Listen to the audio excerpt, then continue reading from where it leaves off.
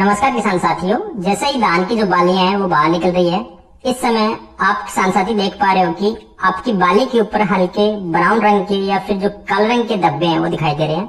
हो सकता है कि कुछ एक वैरायटी के अंदर ये जो बीमारी है वो ना देखने को मिले।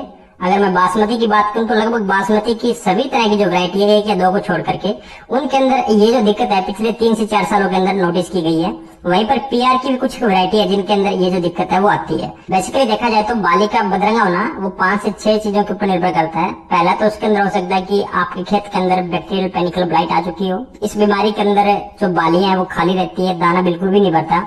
अगर आपकी जो बाली है वो झुक चुकी है, इसका मतलब कि इसके अंदर बैक्टीरियल पेनिकल ब्लाइट नहीं है, क्योंकि बाली तभी झुकती है जब उसके अंदर जो दाना है वो भर जाता है।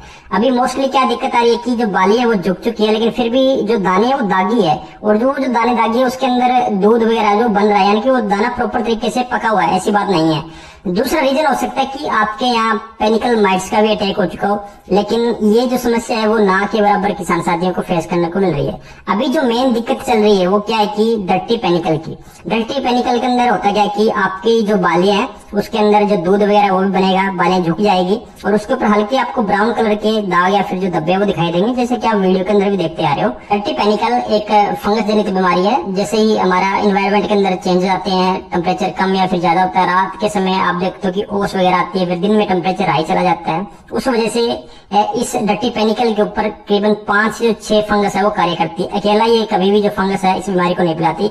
5 या 6 फंगस में से जिस भी फंगस को लगे कि अभी जो हमारा टेम्परेचर है वो अनुकूल है, फिर जाकर के आप छिलका जब देखते हो दाने का ऊपर वाला बड़ा मुलायम सा होता है, जब बाहर निकलता है तो इसको इफेक्ट करती है सबसे पहले। कुछ एक क्रॉप के अंदर तो देखा जाता है कि जो अपना नर फूल होता है उसको भी ये जो है वो इफेक्ट करती है, और वहां पर जो फिर पॉलिनेशन की प्रक्रिया है वो ऑलमोस्ट खत्म हो जाती है, वो दाना आपको खाली दिखाई देता है।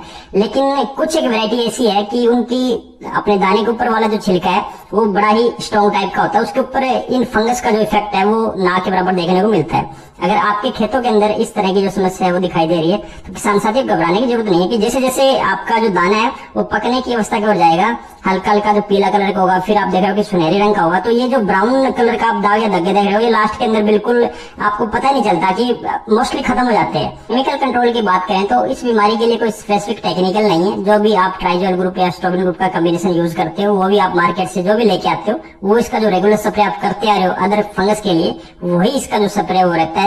कोई स्पेशल टेक्निकल नहीं है कि आप इसका अगर स्प्रे कर लेते हो तो ये बीमारी आपके खेत के अंदर दिखाई नहीं देगी। हाँ, जब भी आप स्प्रे कर रहे हो तो एंटीबायोटिक वगैरह स्टेप्टो है, वेल्डामाइसिन है या बैक्टीरियामाइसिन है, कासुकामाइसिन, जो भी आपको मिले इनमें से ये आप साथ जरूर डालें ताकि उस फंगीसाइड की जो थोड़ी सी पावर है वो बढ़ जाए। उम्मीद करता हूँ किसान साथियों जानकारी आपको अच्छी लगी होगी। धन्यवाद।